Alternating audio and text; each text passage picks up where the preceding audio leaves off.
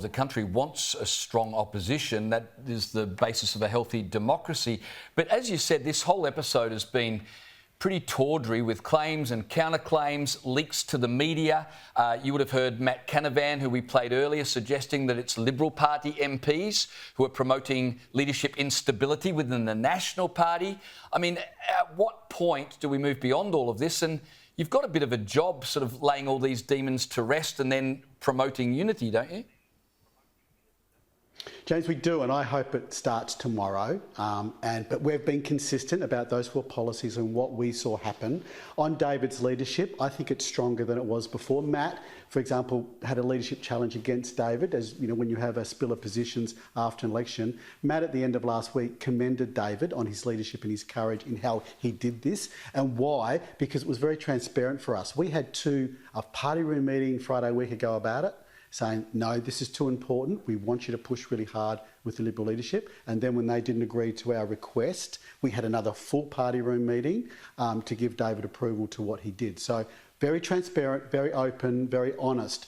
So David's leadership is very strong because of that. So look, I won't comment on all the leaking because I don't know who's doing what and who's saying what. But again, I agree with you. I think we have 3 more years at least of this Labor government. It's very dangerous. I think we're going to be in a very painful position as a country, and our neighbours and our friends will be in a very painful position economically and for a whole lot of other reasons as well. So we do need to get our act together and get united tomorrow. So how confident then are you that David Littleproud will remain leader of the party?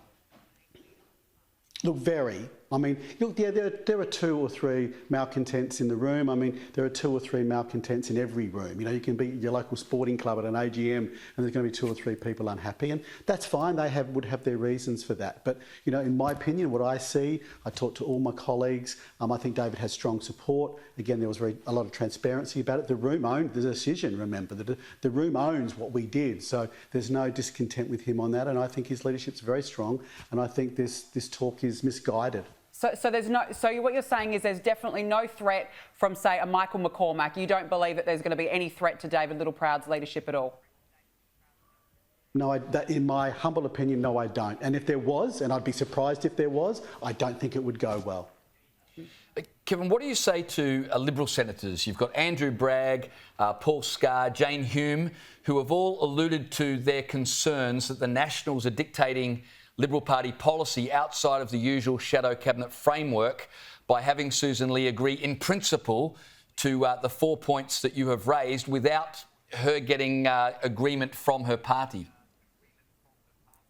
Well, what I would say is, and that's why they were unique, there's a lot of other things I'd like, James. I like zonal taxation. There's a whole lot of other things I'd like to introduce. But why those 4 were important is they had been taken through the shadow cabinet process in the last parliament. We went to the election with these as our policies. So they'd gone through a whole process with basically all the people that you mentioned. So they'd already been approved. Not easily, mind you, and that's why we wanted to keep them on the table and not see them disappear, because there was opposition to them through that process. But they were approved and they were coalition policy, and because they're very dear to us. And James, it's been interesting, you know, we obviously get feedback from our communities what's gone on, and I've spoken to my colleagues. A lot of strong support for us as Nationals MPs from our community about this. And I was out last night at a Beef Week bowling casino, and I had a number of people come up to me. One lady said, thank you on the communications bit at least, because I live 4 kilometres from the centre of casino and don't get mobile reception. So people in the bush understand what those 4 policies meant and why we were making a big deal about them.